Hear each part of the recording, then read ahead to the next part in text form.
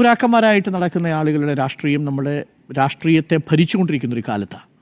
പല ആശയങ്ങളും. ഞാൻ ബ്രാഹ്മണനായി ജനിക്കുന്നത്, പൂണൂലിട്ട് നടക്കുന്നത്, ആഗ്രഹിക്കുന്ന മനുഷ്യരുള്ള അടുത്ത ജന്മം എന്നുണ്ടെങ്കിൽ ഞാൻ ബ്രാഹ്മണനായി ജനിച്ചാൽ മതി എന്നൊക്കെ. സോറിയാണ് തൃശ്ശൂർക്ക് ഒരു തെറ്റുപറ്റി.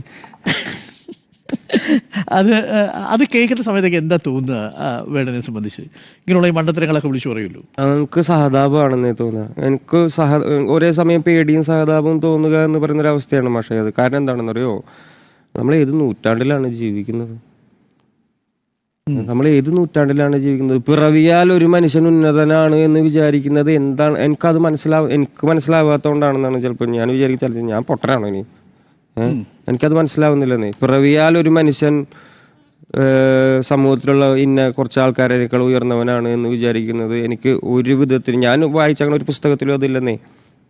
ഭൂമി ഞാൻ വാഴുന്നിടമാണോ ഈ ഏപ്രിൽ നമ്മുടെ 14-ാം തീയതി അംബേദ്കർ ജയന്തിയിൽ? ഇല്ല, അത് വായാണ്.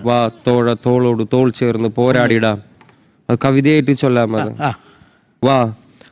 തോളോട് തോൾ ചേർന്ന് പോരാടിടാം, തീയായിടാം, അതിർത്തികൾ തകർത്തിടാൻ വാ.